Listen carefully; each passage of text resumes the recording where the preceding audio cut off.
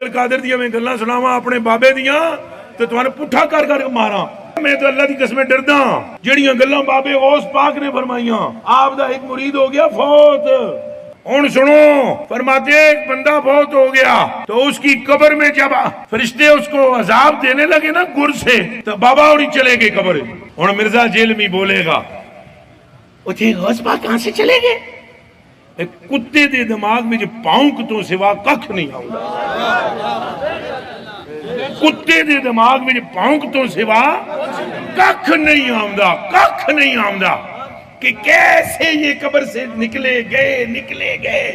بابے اور فرماندے ہیں بھائی وہ مرید تھا میرا غوث پاک، تو میں نے اپنے رب سے کہا پروردگارہ نسبت میری ہے انہوں چھڑ دے. تو اللہ پاک نے فرمایا یہ گل بڑی لمبی ہے میں وچوں حذف کر رہا ہوں. اللہ پاک نے ارشاد فرمایا فرشتیوں ہٹ جاؤ پیچھے. عبد القادر وچ پہ گئے. اللہ اکبر. ہم اکثر سنتے ہیں کہ اللہ تعالیٰ نے ساری کائنات رسول اللہ کے لیے بنائی ہے صلی اللہ علیہ وآلہ وسلم، لیکن سورۃ الجاثیہ میں اللہ نے فرمایا کہ زمین و آسمان جو کچھ ہے اس کے درمیان یہ سب تمہارے لیے مسخر کر دیا. کائنات تو رسول خدا کے لیے بنائی گئی تھی. میرے بھائی یہ ایک روایت ہے المستدرک للحاکم کے اندر، اور یہی وہ شیخ زکریا کاندلوی نے تبلیغی جماعت والے فضائل اعمال میں بھی لی ہے. اور اندازہ کریں روایت ضعیف روایت تھی، نیچے عربی میں سارا لکھا ہوا ہے کہ یہ روایت صحیح نہیں ہے، لیکن وہ عربی میں لکھا ہوا ہے. اردو میں روایت لکھی ہوئی ہے، وہ پوری دنیا میں پڑھ کے سنا رہے ہیں کہ آدم علیہ السلام کی توبہ جو ہے رسول اللہ کے وسیلے سے قبول ہوئی. اور پھر اللہ تعالیٰ نے پوچھا آدم تمہیں کیسے پتا چلا؟ تو انہوں نے کہا کہ میں نے جو ہے نا وہ تیرے ساتھ رسول اللہ کا نام لکھا ہوا دیکھا تھا جب میں پیدا ہوا، تو مجھے پتا چل گیا کہ کوئی بزرگ ہستی ہیں. تو اللہ تعالیٰ نے فرمایا کہ اگر میں ان کو پیدا نہ کرتا تو میں کائنات نہ بناتا. سرکار یہ اتنی بڑی ٹروتھ ریویلنگ خبر ہے، کم از کم اس کا درجہ قرآن میں بنتا ہے، کم از کم. احادیث کے اوپر کیوں چھوڑ دیا گیا اسے؟ اور حدیث بھی وہ جس کے اوپر محدثین کا کلام وہ بیان کر رہے ہیں. قصہ آدم اور ابلیس قرآن میں 7 مقامات کے اوپر آیا ہے. سورۃ البقرہ میں آیا ہے، سورۃ الاعراف میں بڑی تفصیل کے ساتھ، سورۃ الحجر کے اندر آیا ہے، سورہ بنی اسرائیل میں آیا ہے، سورۃ الکہف کے اندر آیا ہے، سورہ طٰہٰ کے اندر آیا ہے، سورہ صاد کے اندر آیا ہے. 7 جگہ یہ چیز سکپ ہو گئی ہے کہ یہ کائنات کس لیے بنی ہے اور آدم علیہ السلام کی توبہ کیسے قبول ہوئی ہے ہی کوئی نہیں. یہ آپ کی بات ٹھیک ہے، بلکہ اس سے بھی بڑھ کے اگر میں آپ کو بتاؤں مقصد کیا ہے، تو یہ پارہ نمبر جو 12 ہے اس کا آغاز ہی اس سے ہو رہا ہے کہ انسانیت کو پیدا کرنے کا مقصد کیا ہے. سورہ ہود، اعوذ باللہ من الشیطان الرجیم، بسم اللہ الرحمن الرحیم. آیت نمبر 7 سورہ ہود، سورت نمبر 11 آیت نمبر 7. هو الذی خلق السماوات والارض فی 6 ایام، وہی اللہ ہے جس نے آسمانوں اور زمین کو 6 دنوں میں پیدا کیا. اب یہ 6 دن سے مراد کیا ہے؟ یہ لانگ پیریڈ آف ٹائم ہے جو اللہ کی قدرت کا ظہور ہوا، وہ اللہ کی مرضی ہے. بیکٹیریاز اور وائرسز سیکنڈز بلکہ ملی سیکنڈز میں ڈیوائیڈ ہو جاتے ہیں، اور آم کی گٹھلی سے آم کا درخت بننے میں 8 سال لگ جاتے ہیں. خرگوش 1 مہینے کے اندر بچے دے دیتا ہے، مرغی کے انڈے سے 22 دن میں چوزا نکلتا ہے، اور ہاتھی کا بچہ 22 مہینے میں پیدا ہوتا ہے، انسان کا بچہ 9 مہینے میں. یہ اللہ کی مرضی ہے. تو کائنات کو اللہ تعالیٰ چاہے تو آنے واحد میں بھی پیدا کر سکتا ہے، یہ اللہ کی حکمت ہے. وَكَانَ عَرْشُهُ عَلَى الْمَاءِ، اور اس کا عرش اس وقت پانی پر تھا. لِيَبْلُوَكُمْ أَيُّكُمْ أَحْسَنُ عَمَلًا، اور یہ اس نے اس لیے کیا تاکہ جانچے تم میں سے کون اچھے اعمال کرتا ہے. اللہ تعالیٰ فرما رہا ہے کہ یہ ساری کائنات کو پیدا کرنے کا مقصد کیا ہے؟ کہ جانچا جائے کہ تم میں سے کون اچھے اعمال کرتا ہے. تو یہ بالکل واضح ہے. وَمَا خَلَقْتُ الْجِنَّ وَالْإِنسَ إِلَّا لِيَعْبُدُونَ، ہم نے جن اور انسانوں کو اس لیے پیدا کیا تاکہ وہ ہماری عبادت کریں. عبادت میں حقوق اللہ، حقوق العباد دونوں شامل ہیں. نماز پڑھے نہیں، عبادت، ٹوٹل اوبیڈینس، بندے بن کے رہیں. تو قرآن بالکل اپنے اس میسج کے اندر واضح ہے کہ اللہ تعالیٰ نے یہ سارا کا سارا نظام کیوں کیا. ہاں یہ بات ٹھیک ہے، یہ ساری کائنات انسان کے لیے پیدا ہوئی اس حوالے سے کہ اللہ تعالیٰ نے انسانیت کی خدمت میں لگا دیا ان چیزوں کو. یعنی نبی علیہ السلام کے لیے نہیں بلکہ اللہ تعالیٰ کی کریشن کا کلائمیکس جو انسانیت کو اللہ نے پیدا کر کے جانچنا تھا اس کے لیے یہ ساری سٹیج بنائی گئی. اس میں اگر آپ کہتے ہیں تو وہ پھر ہر انسان کے لیے کائنات بنی ہے. ان معنوں میں اگر آپ کہنا چاہتے ہیں تو الگ. اگر آپ ڈسیزن کی بات کرتے ہیں کہ یہ اللہ نے ڈسیزن کیوں کیا تو وہ یہ ہے کہ اللہ تعالیٰ ایسی مخلوق پیدا فرمانا چاہتا تھا جو اپنی مرضی سے خدا کو چوز کرے. میں اکثر کہتا ہوں کہ حضرت جبرائیل علیہ السلام بھی اگر مجھے کہنا کہ انجینئر صاحب آپ اپنا ایمان میرے ساتھ ایکسچینج کر لیں تو میں کہوں گا کہ نہیں, تم نے اللہ کو مانا ہے اللہ کی مرضی سے اور میں نے گاڈ کو چوز کیا اپنی مرضی سے, میں اپنا ایمان ایکسچینج نہیں کروں گا. انسانیت کے پاس سب سے بڑی اسٹرینتھ یہ ہے کہ اللہ نے اسے حق اور باطل کی تمیز دی. فَأَلْهَمَهَا فُجُورَهَا وَتَقْوَاهَا, اس کے باوجود اس نے خدا کا خوف رکھتے ہوئے اللہ کا راستہ اختیار کیا کہ میں نے اپنے کریٹر کو جواب دے ہونا ہے. یہ وہ خوبی ہے جو کسی فرشتے کو بھی حاصل نہیں ہے. تو انسانیت کو ناز ہے اس چیز کے اوپر, ہونا چاہیے.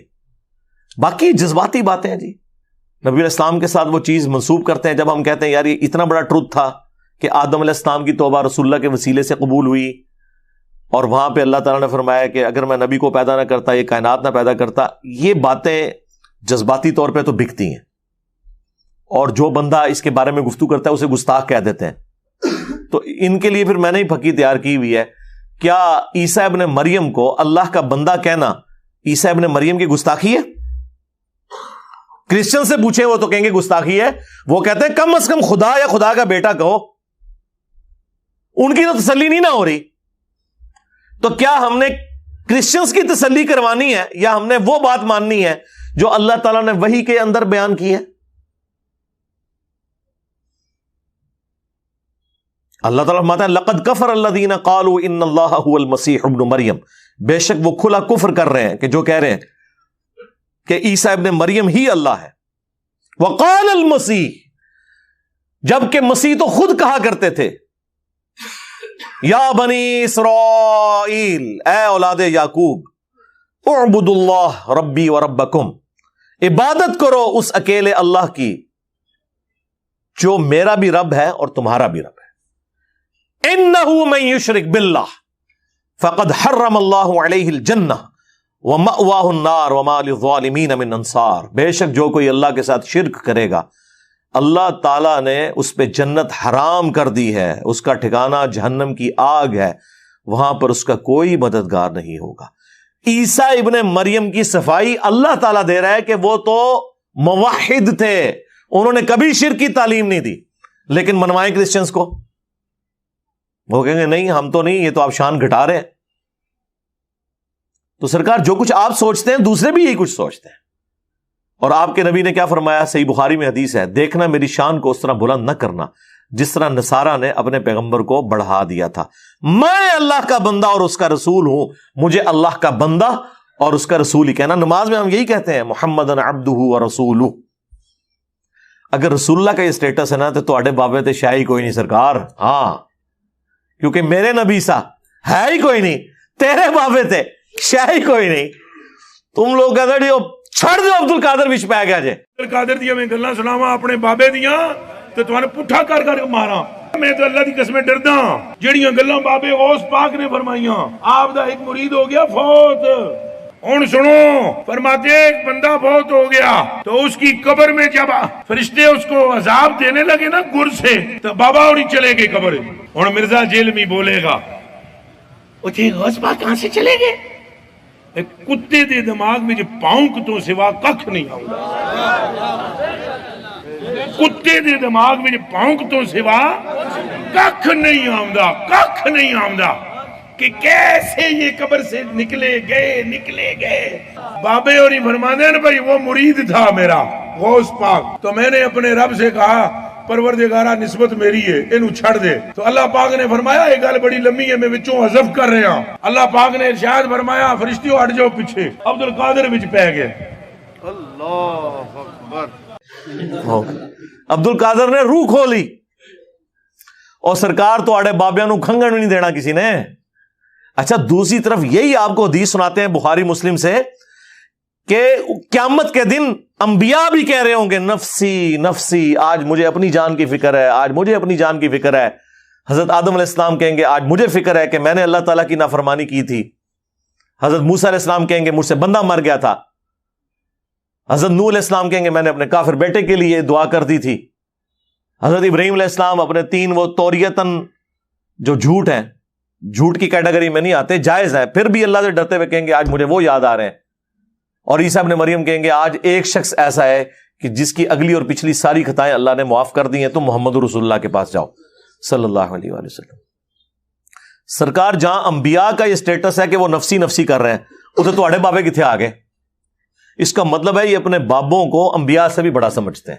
تو میرا خیال ہے آپ کے بابوں کے ماننے والوں کے لیے، چلو بابوں کو ہم کچھ نہیں کہتے، اس نے زن رکھ لیتے ہیں، ماننے والوں کے لیے ان بابوں کی بزرگی فارغ کرنے کے لیے اتنا ہی کافی ہے کہ آپ انہیں نبیوں سے بڑھا رہے ہیں۔ پیچھے کیا بات رہے گی؟ تو یہ جذباتی جملے ہیں، بولنے دیں ان کو، یہ تو اپنے بزرگوں کے بارے میں بھی کہتے ہیں جی، مریدوں کے مرید، وہ کہتے ہیں جی عبدالقادر جیلانی نے کہا کہ میں اس وقت تک جنت میں داخل ہی ہوں گا جب تک سارے مرید نہ لے جاؤں۔ کتنے؟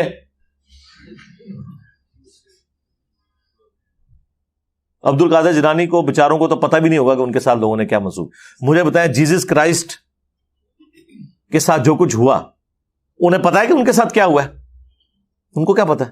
قرآن میں اللہ نے فرمایا، سورۃ المائدہ کا آخری رکوع پڑھ لیں، اللہ تعالیٰ فرماتا ہے قیامت کے دن ہم عیسیٰ ابن مریم کو کھڑا کریں گے اور ان سے پوچھیں گے کیا تو نے لوگوں سے کہا تھا کہ تجھے اور تیری ماں کو اللہ کے سوا معبود چن لیا جائے؟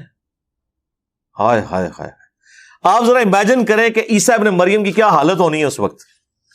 تو تواڈے بابے نے شاہی کوئی نہیں سرکار، عیسیٰ کے جیسا ہے ہی کوئی نہیں، تواڈے سارے بابے شاہی کوئی نہیں۔ 5 اولو العزم پیغمبر آئے ہیں سورۃ الاحزاب میں اور سورہ شورى میں، محمد رسول اللہ، ابراہیم خلیل اللہ، موسیٰ کلیم اللہ، عیسیٰ روح اللہ، اور نوح نجی اللہ علیہم السلام اجمعین۔ یہ 5 انبیاء میں بھی اولو العزم پیغمبر ہیں، ان میں سے ایک عیسیٰ ابن مریم ہے، اور ان کا سٹیٹس اللہ تعالیٰ نے سورۃ المائدہ کے آخری رکوع میں بتا دیا ہے کہ قیامت کے دن اللہ تعالیٰ ان سے پوچھے گا۔ یہ تو کہہ رہے ہیں ہمارے بزرگ سب کچھ دیکھ رہے ہیں، عیسیٰ ابن مریم تو کوئی نہیں دیکھ رہے۔ تو تواڈے بزرگ کہتے ہیں جی وہ بزرگوں کی جو شانیں ہوتی ہیں وہ نبیوں کے معجزات ہی ہوتے ہیں۔ تو نبیوں کا تو جو معجزات آپ نے خود سے کلیم کیے ہوئے ہیں وہ تو یہ ہے، ان کی حقیقت تو قرآن نے بیان کر دی ہے کہ سورۃ المائدہ کے آخری رکوع میں اللہ تعالیٰ فرمائے گا وَإِذْ قَالَ اللَّهُ يَا عِيسَى ابْنَ مَرْيَمَ، اور یاد کرو وہ وقت جب عیسیٰ ابن مریم سے اللہ تعالیٰ فرمائے گا۔ ویسے یہاں پاسٹ ٹینس کا صیغہ آیا ہے، عیسیٰ سے فرمایا اللہ نے، لیکن یہ قرآن کا اسلوب ہے کہ وہ مستقبل کے واقعات کو بھی ماضی کے صیغوں میں ایڈریس کرتا ہے، یہ بتانے کے لیے کہ یہ ڈیفینیٹ ہے۔ جیسے کہ ماضی ڈیفینیٹ ہوتا ہے نا کہ ہو چکا، مستقبل تو may be may not be, تو سمجھو یہ ہو چکا کہ اللہ نے عیسیٰ ابن مریم سے فرمایا، ویسے تو فرمائے گا، اسی ترجمہ یہاں ہوتا ہے کہ جب اللہ فرمائے گا عیسیٰ ابن مریم سے، اَأَنْتَ قُلْتَ لِلنَّاسِ اتَّخِذُونِي وَأُمِّيَ إِلَٰهَيْنِ مِن دُونِ اللَّهِ، کیا تو نے لوگوں سے کہا تھا کہ تجھے اور تیری ماں کو اللہ کے ساتھ، اللہ کے سوا انہیں بھی معبود مان لیا جائے؟ قَالَ سُبْحَانَكَ، وہ کہیں گے اے اللہ تو پاک ہے، ما یکون لی ان اقول ما لیس لی بحق، مجھے کب یہ شایع تھا کہ میں وہ بات کر دوں جس کا میں اہل ہی نہیں ہوں۔ ان کنت قلت، اور بالفرض اگر میں نے کوئی ایسی بات کی ہے نا، ہائے ہائے ہائے، اللہ کے سامنے ایسی کانفیڈنس لوز ہونا چاہیے بندے کا جو اللہ والا ہے، نہیں کی ہوئی پھر بھی کہہ رہے ہیں کہ یا اللہ اگر میں نے کوئی ایسی بات کی ہے نا، فقد علمتہ، تو تیرے علم میں تو ہوگا، تعلم ما فی نفسی، اللہ اکبر، جو میرے جی میں ہے وہ تو جانتا ہے، اگر میرے دل میں بھی کہیں خواہش تھی نا کہ لوگ مجھے خدا مانے تو تو وہ بھی جانتا ہے، ولا اعلم ما فی نفسک، اور میں نہیں جانتا ہے اللہ تیرے جی میں کیا ہے، اللہ اکبر، انک انت علام الغیوب، بے شک تو ہی سارے غیبوں کا جاننے والا ہے، یا تو جانتا ہے یا عبد القادر جیلانی جانتے ہیں. ہاں نعوذ باللہ. اور یہ بزرگ سامنے بیٹھے بڑے احتیاط نہ لو، دل دا حال جان اور چھڑ دو دل دا حال.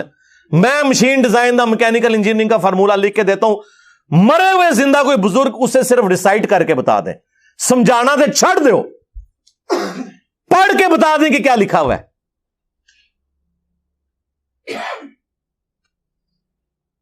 ما قلت لهم الا ما امرتنی، میں نے تو ان سے کچھ نہیں کہا سوائے اس کے جو تو نے مجھے حکم دیا تھا.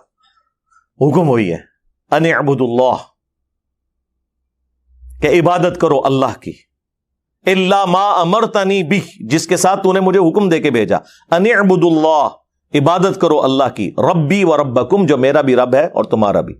وکنت علیہم شہیدا ما دمت فیہم، اور میں ان پر اس وقت تک تو گواہ تھا جب تک میں ان میں موجود تھا. اس وقت تو میری ذمہ داری ہے، میرے سامنے تھے، میرے سامنے کوئی اس طرح کا کام ڈالا ہوتا تو میں انہیں پوچھ لیتا. فلما توفیتنی، جب تو نے مجھے پورا کر دیا یعنی اٹھا لیا. موت بھی مانا ہو سکتا ہے، لیکن عیسیٰ ابن مریم کے حوالے سے تو باقی آیات گواہ ہیں سورۃ النساء کی، الگ سے ایک ٹاپک ہے. کنت انت الرقیب علیہم، تو اس وقت پھر تو ہی ان پر گواہ تھا. وانت علی کل شیء شہید، اور ہر چیز پر گواہ بھی تو صرف تو ہی ہو سکتا ہے نا یا اللہ. سرکار یہ جو آیت ہے نا کہ جب تک ان میں موجود تھا ان پر گواہ تھا، میرے بعد جو انہوں نے کام ڈالا نا تو تیرے علم میں ہے میرے علم میں نہیں ہے. یہ سیم الفاظ بخاری مسلم میں رسول اللہ نے اپنے بارے میں بھی استعمال کیے ہیں کہ قیامت کے دن میرے حوض کوثر پر میرے صحابہ میں سے بعض لوگ لائے جائیں گے جو حضور کی زندگی میں مسلمان تھے، بعد میں کفر اختیار کیا، جو حضرت ابوبکر کے زمانے میں مرتد ہو گئے تھے قبائل. بخاری مسلم میں آیا. مرتد وہی ہوتا ہے نا جو رسول اللہ کے زمانے میں مسلمان تھا. تو رسول اللہ کہتے ہیں کہ میں ان کو شکلوں سے پہچان رہا ہوں گا کہ میرے صحابہ ہیں، لیکن حضور کو نہیں پتا ہوگا، بعد میں انہوں نے کام ڈال دیا. میں کہوں گا اصحابی اصحابی، یہ تو میرے صحابہ ہیں. میں حوض کوثر سے جب انہیں پلانے لگوں گا تو ان کے اور میرے درمیان ایک آڑ قائم کر دی جائے گی، اور فرشتے کہیں گے یا رسول اللہ آپ کو نہیں پتا آپ کے بعد انہوں نے کیا کیا، یہ دین سے الٹے قدم پھر گئے تھے. تو حضور فرماتے ہیں، آپ تو کہتے ہیں نا حضور تو پھر زبردستی بخشوا لیں گے. حضور کہیں گے سحقن سحقن لمن غیر بعدی، سحقن سحقن لمن بدل بعدی، ان پہ پھٹکارو، ان کو مجھ سے دور کر دو جنہوں نے میرے بعد میرے دین کو بدل دیا. حضور کے لیے دین کی اتنی امپورٹنس ہے کہ بھاڑ میں گئے تم لوگ اگر تم رسول اللہ کے دین کا مذاق اڑا رہے ہو. نبی الاسلام کسی کی سفارش نہیں کریں گے، الٹا دھتکار دیں گے. اور بخاری مسلم کے الفاظ ہیں، جب میں انہیں دھتکاروں گا نا تو میں بھی اس وقت پھر وہی کہوں گا جو عبد صالح عیسیٰ ابن مریم کہہ رہے ہوں گے. پھر حضور نے یہ آیت تلاوت کی، اللہ اکبر، وَكُنْتُ عَلَيْهِمْ شَهِيدًا مَا دُمْتُ فِيهِمْ، اے اللہ میں ان پر اسی وقت تک گواہ تھا جب تک ان میں موجود تھا. جب تو نے مجھے اٹھا لیا پھر یہ اپنے اعمال کے خود جواب دیں. رسول اللہ کہہ رہے ہیں میں بھی یہی بات کروں گا جو عیسیٰ کہہ رہے ہوں گے. سیم ریپلیکا اس امت میں بھی ہونے والا ہے. اور یہ صرف صحابہ کے بارے میں نہیں، وہ صحابہ جو قانوناً صحابہ، بلکہ امتیوں کے بارے میں بھی ہے. حضور کہیں گے میرے امتی بھی آئیں گے، میں کہوں گا امتی امتی. ہاں جی، یہاں لوگ کیا کہتے ہیں جی خدا کا پکڑا چھڑائے محمد، محمد کا پکڑا چھڑا کوئی نہیں سکتا. محمد نے تو نہیں پکڑنا ہے. تسی اللہ کو بھی نسے ہو توحید وچ، اور رسول اللہ کی امامت کا انکار کر کے تم نے لوگوں کے بنائے ہوئے اماموں کو اپنا امام مانا ہے. تم لوگوں کو رسول اللہ نہیں پکڑ رہا ہے، انشاءاللہ بے فکر ہو جاؤ. خدا نے تو بعد میں پکڑنا ہے، پہلے رسول اللہ نے تمہیں دھتکارنا ہے، پھر اللہ نے اوندا منہ کر کے جہنم میں پھینکنا ہے اگر اپنی اصلاح نہ کی. اللہم اجرنا من النار. رضیت باللہ ربا وبالاسلام دینا وبمحمد نبیا ورسولا. آمین. اللہم من احییتہ منا فاحیہ علی الاسلام ومن توفیتہ منا فتوفہ علی الایمان. آمین.